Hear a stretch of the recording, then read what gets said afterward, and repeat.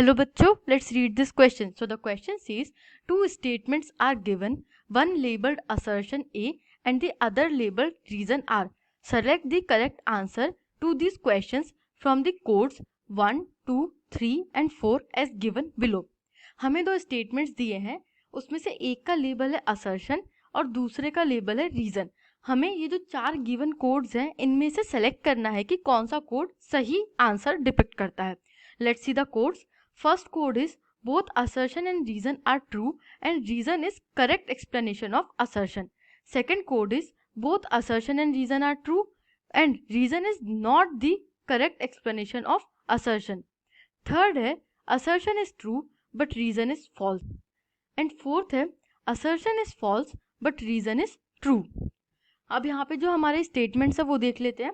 We have the assertion that when the Simon Commission arrived in India in 1928, it was greeted with the slogan "Go back, Simon."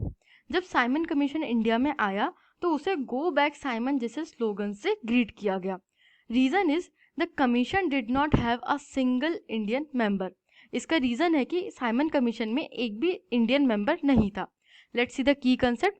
की concept is Simon commission. India में Simon Commission आता है in the year 1928. Let's see the answer. The Tory government in Britain constituted a statutory commission under Sir John Simon in response to the nationalist movement. The commission was to look into the functioning of constitutional system in India and suggest changes. The problem was that commission did not have a single Indian member.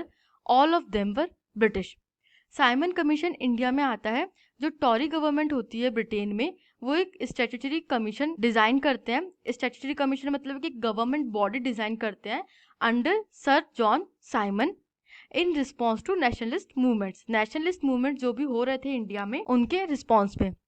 Commission का जो main function था वो ये था कि constitutional system जो है India में या कॉन्स्टिट्यूशनल फ्रेमवर्क जो है इंडिया में उसको देखना, उसको लुक ओवर करना और उसमें रिक्वायर्ड चेंजेस को सजेस्ट करना. बट इस कमीशन में एक भी इंडियन मेंबर नहीं था और इसलिए लीडर्स और लोग बहुत ज़्यादा अनसेटिस्फाइड थे इस कमीशन से. All of them were British. अब यहाँ पे हमारे कोड्स देख लेते हैं. So we know the assertion that Simon commission was boycotted in India with and was greeted with the slogans like "Go back, Simon" is right.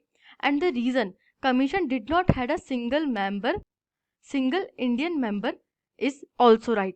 तो हमारा option A code 1 सही हो जाता है. Both assertion and reason are right, are true and reason is correct explanation of assertion. I hope you understood this question. Thank you and best of luck.